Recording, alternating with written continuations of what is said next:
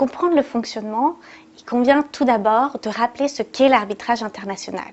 L'arbitrage international est un mode de résolution des litiges qui est très utilisé dans le contentieux du commerce international.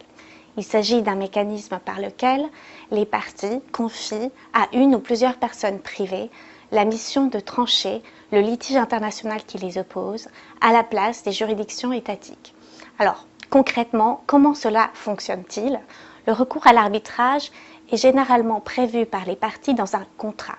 Et à cet égard, l'arbitrage donne une très grande flexibilité aux parties dans le choix des règles de procédure applicables.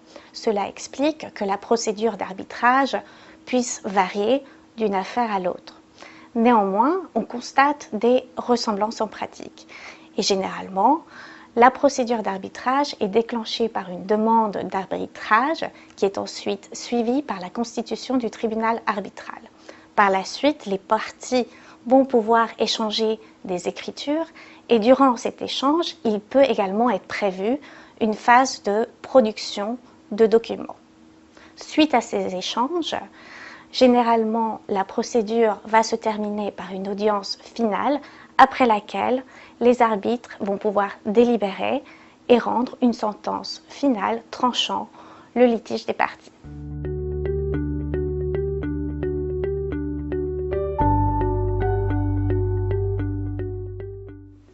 Dans une procédure d'arbitrage international, la protection de documents contenant des informations sensibles peut devenir une question particulièrement importante lors de la phase de production de documents.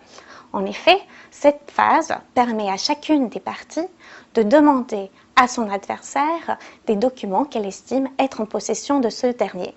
L'étendue de cette phase peut varier en fonction d'un grand nombre de facteurs, tels que les règles de procédure applicables, mais aussi la formation juridique des arbitres ou des parties. Les systèmes de common law sont par exemple plus habitués aux procédures de discovery qui peuvent permettre un échange massif de documents. Quoi qu'il en soit, et bien que l'objectif de cette phase soit de permettre aux parties d'avoir accès à plus de documents pour étayer leur argumentation, elle peut soulever des difficultés lorsque ces documents contiennent des informations commerciales confidentielles. En effet, l'arbitrage a souvent lieu entre des entreprises qui sont des partenaires commerciaux.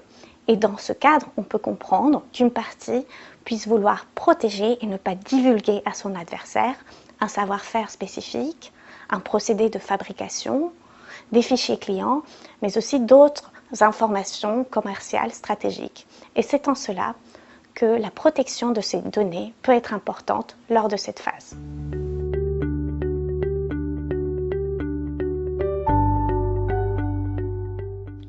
Le tribunal arbitral peut tout d'abord s'appuyer, ou du moins s'inspirer, des règles de la IBA sur l'administration de la preuve en arbitrage international.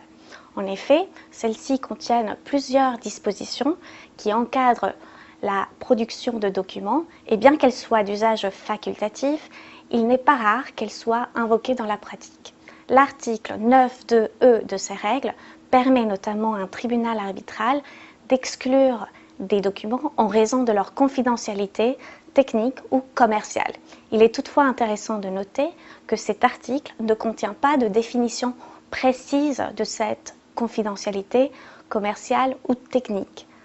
Cela laisse aux arbitres une très grande liberté pour définir ce qui relève de cette confidentialité et cela peut aussi les amener à considérer des définitions issues de droits nationaux qui pourraient être applicables à l'arbitrage en question.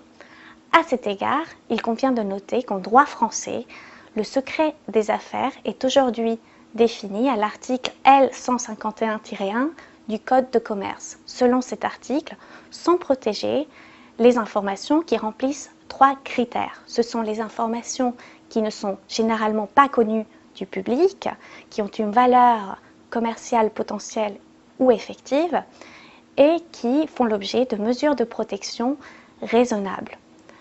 Cette définition a été adoptée récemment par la loi du 30 juillet 2018 et pourrait ainsi donner aux arbitres un outil supplémentaire pour reconnaître la confidentialité des documents contenant des informations commerciales stratégiques.